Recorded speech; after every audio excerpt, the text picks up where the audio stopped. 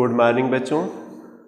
पुनः हम अगली वीडियो लेके आप लोगों के सामने उपस्थित हो गए क्लास 12 सब्जेक्ट फिजिक्स के लिए। वैद्युत क्षेत्र यानी इलेक्ट्रिक फील्ड, यह जो है स्टेप रहेगा आपका, यह फर्स्ट लेसन में ही है।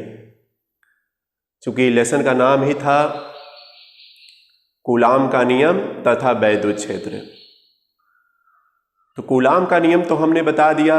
जितने भी स्टेप थे जो आप लोगों के पाठ्यक्रम में है एनसीईआरटी पैटर्न पर, उस पर हमने बता दिया सब हेडिंग। उतना आप तैयार करिएगा। उस पर आधारित न्यूमेरिकल क्वेश्चन अगर सॉल्व कर सकते हैं तो उसको भी सॉल्व करिए। आप लोग ज़्यादा से ज़्यादा सॉल्व करिए, किसी बुक से सॉल्व करिए। और एनसीईआरटी की बुक है तो उससे हम सॉल्व करवा ही रहे हैं। 1-2 क्वेश्चन बताएं, फिर लास्ट में बताएंगे भी, लेकिन स्वयं कुछ सॉल्व करिए आप लोग। तो देखिए आज स्टेप हम लेकर आए हैं वैद्युत क्षेत्र, इलेक्ट्रिक फील्ड। बच्चों अगर देखा जाए तो सबकी कुछ ना कुछ एरिया, जिसको आप कहते हैं क्षेत्र, होता है, और उस क्षेत्र में वह अपने आप को प्रबल दिखाता है, यानी प्रबलता हुआ दिखाता है। उस क्षेत्र में वह अपने आप को क्या दिखाता है? प्रबलता दिखाता है कि हम इस क्षेत्र में जो है प्रबल है, आपसे सबल है। जैसे हम लोगों की भी एरिया होती है, गांव होता है, कुछ गांव के लोग या कुछ गांव ऐसे, हमारी गांव के अगल बगल कुछ गांव ऐसे हैं जो हमको जानते हैं, तो आपकी एरिया उतनी है भाई, वहां जानने पहचानने वाले आप लोग को हैं। और जहां नहीं जानने पहचाने, उस एरिया को पार कर जाते हैं तो आपको डर सा अनुभव होता है, भाई इस एरिया में कोई जान पहचान नहीं है, अगर कुछ हो जाएगा हमारे साथ तो कोई जान पहचान का भी नहीं है, इसलिए आपको डर का एहसास होता है। तो उसी तरह यहां भी वैद्युत क्षेत्र लिखा है, इसी तरह आप चुंबकीय क्षेत्र भी पढ़ेंगे, मैग्नेटिक फील्ड जिसको बोलते हैं।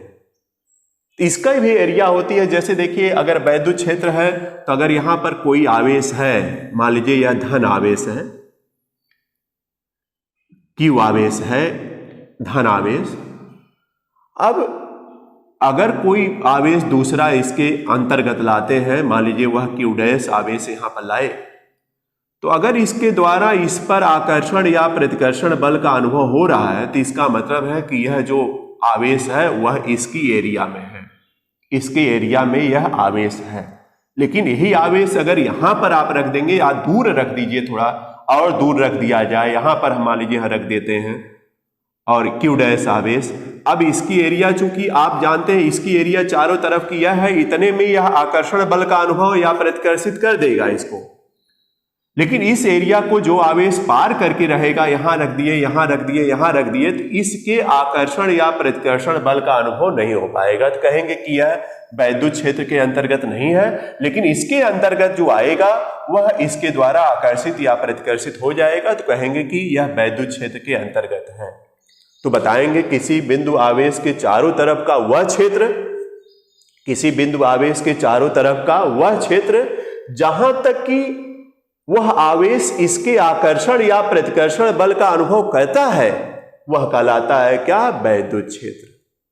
यही बताते हैं परिभाषा। अरे अब ध्यान रखिए, अगर यह दूसरा आवेश प्लस है और यह भी प्लस है तो प्रतिकर्षण का अनुभव करेगा वह आवेश। अगर यह माइनस है और यह प्लस है तो इसके द्वारा यह आकर्षण बल का अनुभव करेगा। यह तो बता ही चुके हैं आप लोगों को।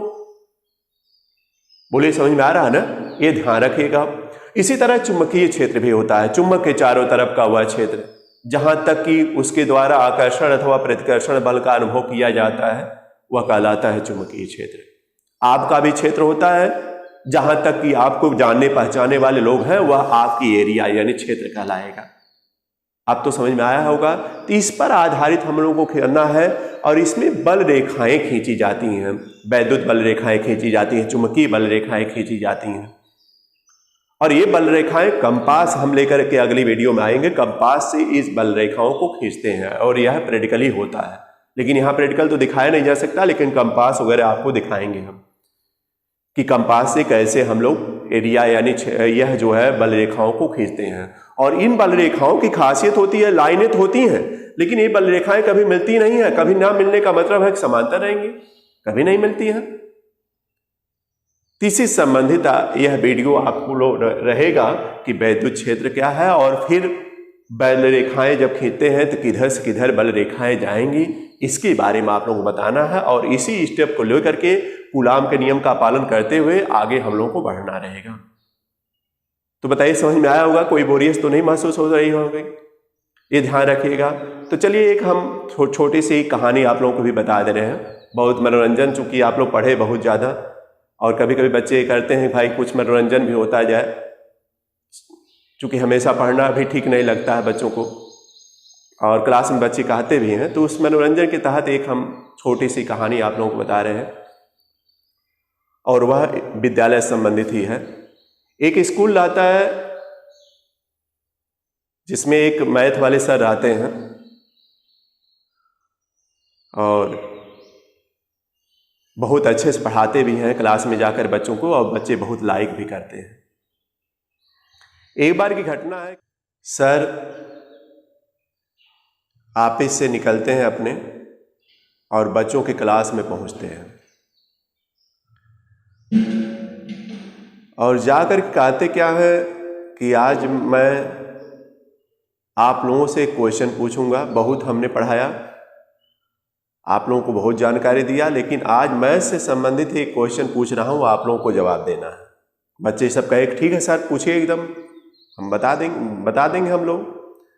सर क्वेश्चन कर रहे हैं क्या कि मैं जब ऑफिस से निकला और आप लोगों के क्लास तक आया तो 2 दरवाजे और 2 खिड़की को पार करके आया, तो बताइए हमारी उम्र कितनी है। लड़के सब घबरा गए कि यह कैसा क्वेश्चन है कि 2 दरवाजे 2 खिड़की पार करके आ रहे हैं और पूछ रहे हैं कि हमारी उम्र कितनी है, यह कैसे लगेगा। अब आपस में सब लड़के लगे अपना पूछने ताछने। तभी एक लड़का पीछे से खड़ा होता है और कहता है मैं सर आपके प्रश्न का उत्तर बता दूंगा। कहा शाबाश बेटा बताओ कितना उम्र है मेरी, तो कहा सर 42 साल निकाले। तो कहा बताए शाबाश एकदम सही आंसर तुम्हारा है। अच्छा बताओ बेटा कैसे बता दिए तुम कि मेरी उम्र 42 साल है। तो उसने कहा कि मेरे गांव में एक लड़का है जो कि दिमाग से आधा है, उसकी उम्र 21 साल थी और उसी का दुगुना हमने कर दिया। हमने सोचा कि आप पूरा है, इसी वजह से 21 दूना 42 कर दिया, इसलिए आपकी उम्र बता दिया। सब लड़के लगे हंसने। तो देखिए इस तरह एक छोटी सी कहानी हमने मनोरंजन के लिए बताया है। बस इतना ही रहने देते हैं, अगली वीडियो में फिर लेकर के आप लोगों को आएंगे। धन्यवाद।